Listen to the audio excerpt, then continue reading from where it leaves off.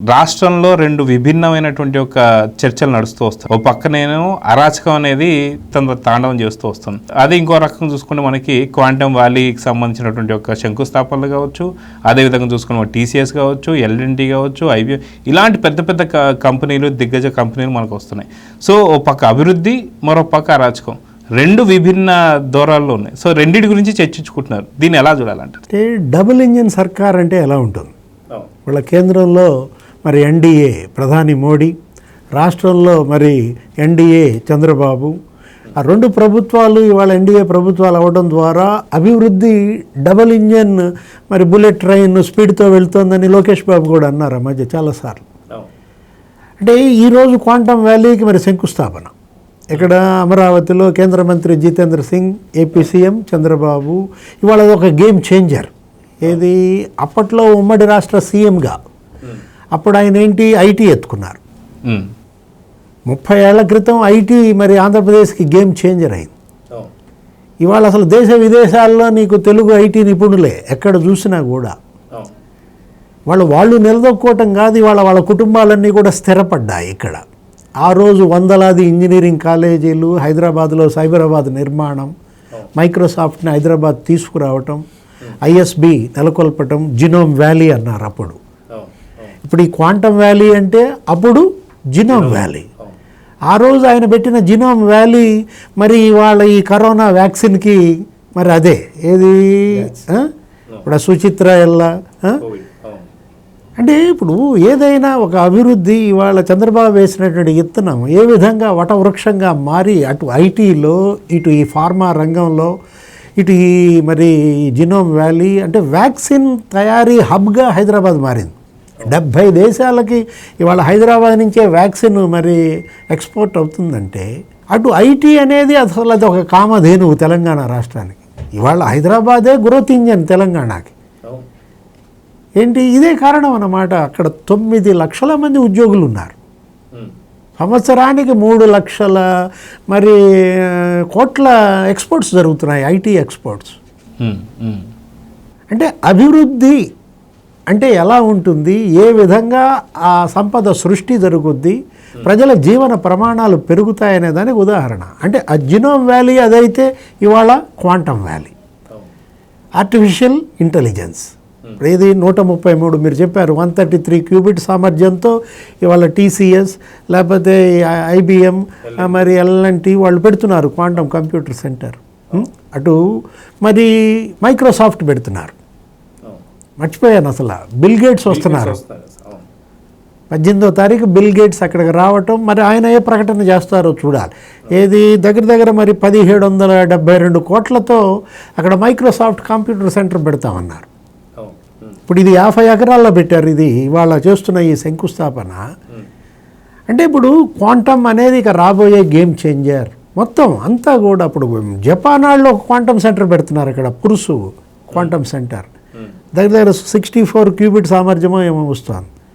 France వాళ్ళు ఫాస్కల్ వాళ్ళు computer centre పెడుతున్నారు, క్వాంటమ్ కంప్యూటర్ సెంటర్. అంటే దేశ విదేశాలు మొత్తం అంతర్జాతీయ దృష్టి ఇవాళ అమరావతి మీద ఉందంటూ అటు న్యూయార్క్ టైమ్స్, వాషింగ్టన్ పోస్ట్, అసలు మొత్తం మ్యాగజైన్లు అన్నిటిలో కూడా ఇవాళ ఇదే చర్చ. అంటే మీరు ఇప్పుడు quantum valley versus criminals rally. ఇప్పుడు మీరేదో కొన్ని ర్యాలీలు చెప్పారు. ఏది అటు గుంటూరులో మరి క్రిమినల్స్ ర్యాలీ, లేకపోతే బెజవాడలో క్రిమినల్స్ ర్యాలీ, అసలు తిరుపతిలో క్రిమినల్స్ హోమం. వాళ్ళు హోమాలు కూడా చేస్తున్నారు. అక్కడ భూమన కరుణాకర్ రెడ్డి, ఇక్కడ అంబటి రాంబాబు, అక్కడ మరి జోగి రమేష్ చూసావు కదా.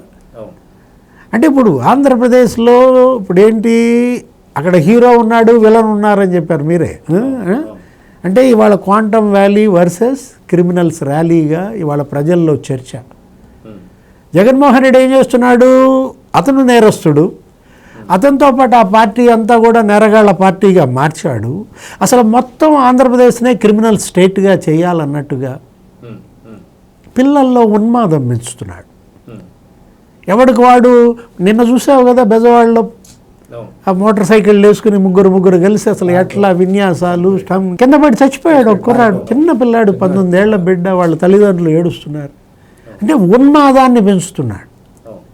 జగన్మోహన్ రెడ్డి ఏంటి రప్ప ఫ్లెక్సీలు పెట్టడం, నువ్వు సృష్టించే విధ్వంసం కోసం ఎదురు చూస్తున్నావు అనే ఫ్లెక్సీలు పెడితే ఇతనికి అది ఏం తప్ప అంటాడు. సార్ మొన్న ఈ మధ్య కూడా చూసారు సార్, ఎక్కడో అనంతపూర్ డిస్టిక్ సైడ్ ఉషామ్మ నన్ను రప్ప నరికేమంది, ఎవడు అడ్డొస్తారు నరికేమని చెప్పి వాళ్ళు డైరెక్ట్గా సెల్ఫీ వీడియోలు పెట్టేస్తున్నారు సార్. అంటే దేన్ని రెచ్చగొడుతున్నాడు అంటే ఏం చెప్తారు సార్ జగన్? అంటే ఒక అరాచకానికి బ్రాండ్ అంబాసిడర్గా, ఇప్పుడు అభివృద్ధికి బ్రాండ్ అంబాసిడర్గా చంద్రబాబు.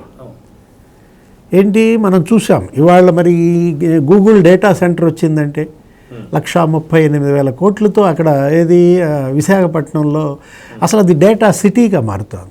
అటు రిలయన్స్ డేటా సెంటర్ 138,000 కోట్లతో, Brookfield data centre, Cisco data centre, మొత్తం అసలు అక్కడ అసలు ఏంటి విశాఖపట్నం మొత్తం ఇవాళ డేటా అనలిటిక్స్ డేటా సైన్స్ మనం చూసాం.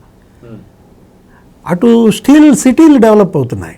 ఇటు విశాఖపట్నం స్టీల్ ప్లాంట్ అది సరే, దానికి కేంద్రం 13,500 కోట్లు ఇచ్చింది. ఇప్పుడు ఆర్సిలార్ స్టీల్ కంపెనీ వస్తుంది అనకాపల్లిలో.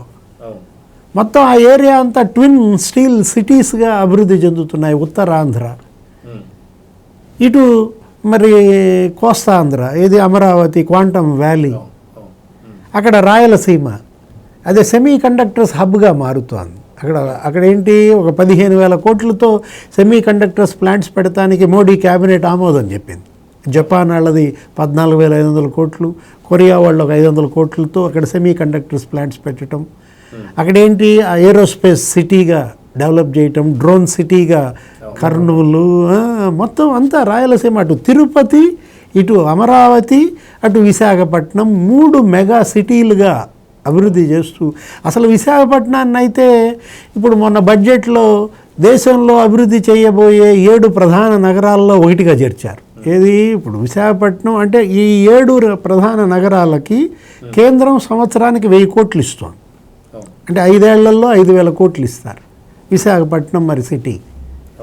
ఇప్పుడు అమరావతికి కూడా ఆ జాబితాలో చేర్చండి, లేకపోతే తిరుపతిని కూడా చేర్చండి అంటూ మరి ముఖ్యమంత్రి మరి కేంద్రాన్ని అభ్యర్థించిన దాంట్లో మరి ఎంతవరకు ఆమోదం పొందుతుందో చూడాలి. ఏదైనా క్వాంటమ్ వ్యాలీ చేయాలనేమో చంద్రబాబు ముఖ్యమంత్రి, డిప్యూటీ సీఎం పవన్ కళ్యాణ్, మంత్రి లోకేష్. క్రిమినల్స్ వ్యాలీ చేయాలనేమో జగన్మోహన్ రెడ్డి, లేకపోతే ఈ బ్యాచ్గా. Please subscribe to Leo news for more videos.